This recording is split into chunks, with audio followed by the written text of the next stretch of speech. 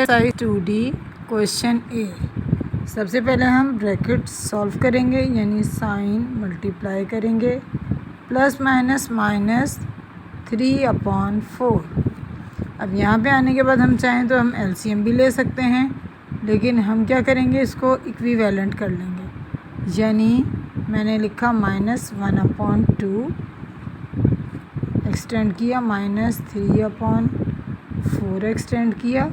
अब यहाँ पे इसको इक्विवेलेंट करने के लिए अगर मैं करती हूँ यहाँ मल्टीप्लाई बाय 2, इक्वल हो गया 2 2 ज़ार 4, यानी 4 मौजूद है, 4 1 ज़ार 4। जो काम नीचे किया वही काम ऊपर, जो काम नीचे वही ऊपर। -2 1 ज़ार 2, इसी तरह 2 2 ज़ार 4, -3 1 ज़ार 3, 4 1 ज़ार 4। अब देखा जाए तो हमारे पास दो चीज़ें आ रही हैं। नीचे की बेस सेम थी, नीचे की ये देखें बेस सेम थी, हम इसको 1 टाइम लिखेंगे और ऊपर क्या आ गया -2 -3। इन दोनों को सॉल्व करेंगे तो माइनस माइनस प्लस, नंबर आपस में प्लस होंगे, यानी 2 और 3 5। साइन किसकी आएगी, बड़े नंबर की, और ये आपके पास आया आंसर। अब क्या करेंगे, इसको हम फर्दर सॉल्व कर लेंगे, क्योंकि हमारे ऊपर वाला नंबर जो है वो है वो ग्रेटर है। यानी अब हम इसको यहाँ साइड पे लाने के बाद डिवाइड करते हैं। ये रहा 5, ये रहा 4, 4 1 ज़ार 4। अब हमारा आंसर आएगा -1/4। इसको याद रखने का तरीका ये होता है कि क्लॉकवाइज, पहले ये नंबर है, ये रहा, फिर ये और फिर ये, यूँ करके क्लॉक ऐसे ही चलती है ना, 1 2 3 4 5 इस तरह से। अच्छा, क्वेश्चन भी इसमें फ्रैक्शन भी मौजूद है और आपके पास साइंस भी, तो हम दोनों को एक साथ ही कर देते हैं। यानी 8 3 ज़ा 24 एंड 1 25/8 प्लस माइनस माइनस 1/4। बात वही आ गई जो हमने आपसे कहा था कि इक्विवेलेंट करना है। यहाँ पे हमने -1/4 लिखा। इक्विवेलेंट करना है यानी 4 मौजूद है, इक्विवेलेंट के लिए यहाँ मल्टीप्लाई बाय 2 करेंगे तो 4 2 ज़ार 8 हो जाएगा, 8 1 ज़ार 8। दोनों चीज़ें इक्वल हैं, जो काम नीचे किया वही काम ऊपर होगा। 25 1 ज़ार 25/8 1 ज़ार 8, 1 2 ज़ार 2 एंड 4 2 ज़ार 8। अब इसी तरह ऊपर आपके पास आ जाएगा 25 -2 नीचे की बेस सेम थी 8, दोनों को माइनस किया 23/8, आपस में कैंसिल नहीं हो सकते। अब क्या करेंगे, हम इसको साइड में ले जाके डिवाइड, 23 8 2 ज़ार 16, 17 18 19 20 21 22 23, इट्स मीन 7।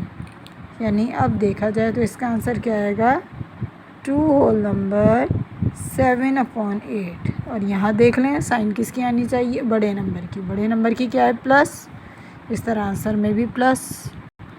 अच्छा, अब नेक्स्ट क्वेश्चन है, इसमें भी हमारे पास होल नंबर में है। क्वेश्चन 5 5 ज़ार 25 1 26, इसको हम फ्रैक्शन में लेंगे।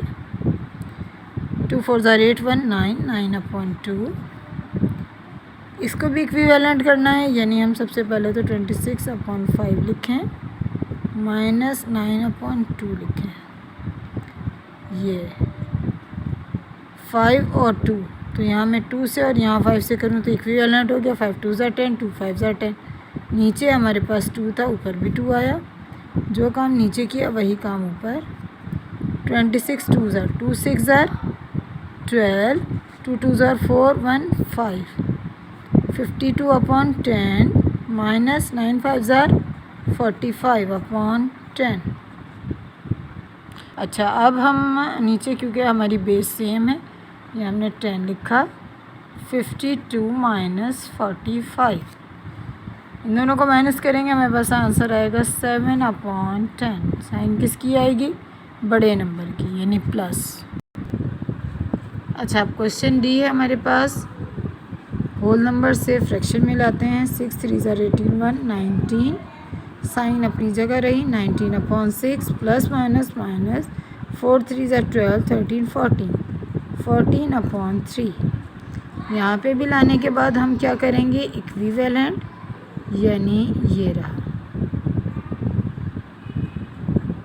ये 6 है और ये 3, 3 2 ज़ार 6, ये 6, जो नीचे किया वही काम ऊपर, ये रहा।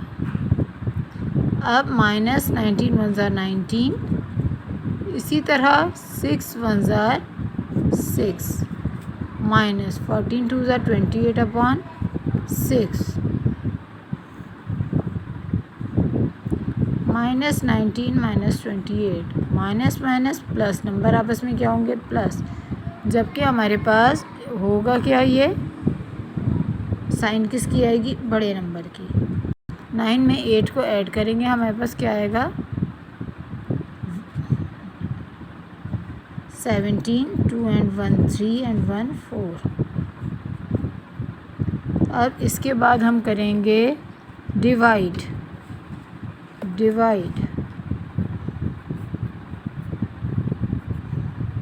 6 7 ज़ार 42, रिमाइंडर आया हमारे पास 5। इसी तरह इसको सॉल्व करेंगे, माइनस अपनी जगह रहा, 7 whole number 5 upon 6, 7 whole number 5 upon 6 answer.